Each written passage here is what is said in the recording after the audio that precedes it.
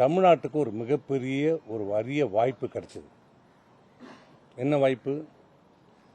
மிகப்பெரிய, நடக்க முடியாத, நினைச்சு பார்க்க முடியாத, சிந்திக்க முடியாத ஒரு வாய்ப்பு.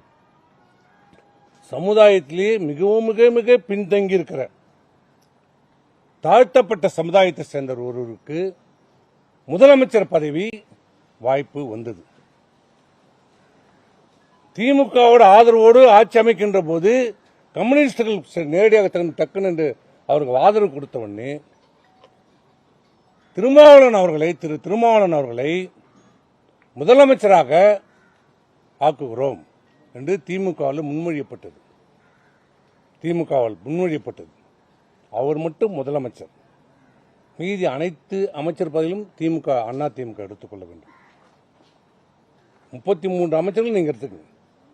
திருமாவளவன் மட்டும் முதலமைச்சர் என்ற ஒரு வாய்ப்பு வந்தது. அது எங்களிடம், அதுதான் கடைசியாக அந்த கூட்டம் போட்டோ காட்டினாரு, அதுதான் நாங்கள் போனது. அப்போ சொன்னோம், சரி திமுகவோட நம்மளால முடியாது, அவர் திருமாவளவன் ஒரு வாய்ப்பு வந்திருக்கிறது, சரி பண்ணிக்கலாமா சொல்லுங்க, அது என்னன்னு சொல்லுங்க. முடியாது, ஏற்றுக்கொள்ள முடியாது. அது எப்படி விடுதலை சிறுத்தைகள் கட்சின்னு ஆட்சின்னு தான் வரும்? முடியாது. நான் இருந்தால் நான் முதலமைச்சர், இல்லை என்றால் நம்ம எதிர்கட்சியாக செயல்படுவோம். இந்த சேம் வேர்டு யூஸ்.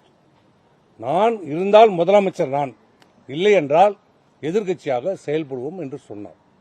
அப்போ சரி இதுவும் வேண்டாமா கேட்டேன். அண்ணா திமுக தொடங்கப்பட்டதனுடைய நோக்கம் என்ன?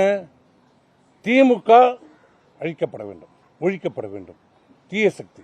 அதனால் இந்த டிவிகே தமிழக வெற்றி கழகத்தினுடைய நோக்கம் என்ன? திமுக ஒரு தீய சக்தி. நம்ம 2 பேருடைய நோக்கமும், அண்ணா திமுகவும் தமிழக வெற்றி கழகம் நோக்கமும் திமுக அழிக்கப்பட வேண்டும். நீங்க திமுக போற மனநிலையில் வந்துட்டீங்க.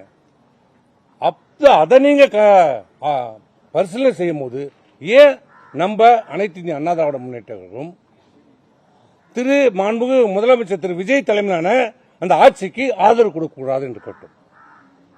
இதில் தான் எங்களுக்கும் அவருக்கும் கருத்து வேறுபாடு வந்தது. அவர் எந்த எதுக்கும் ஒத்துக்கொள்ளவில்லை என்றதால் தான் நாங்கள் வந்துவிட்டோம். இதுதான் நடந்த உண்மை. இதில் எந்த விதமான ஒளிவு மறைவே கிடையாது. எங்க மனசுல உண்மையை இன்னைக்கு எல்லாத்தையும் சொல்லிட்டோம்.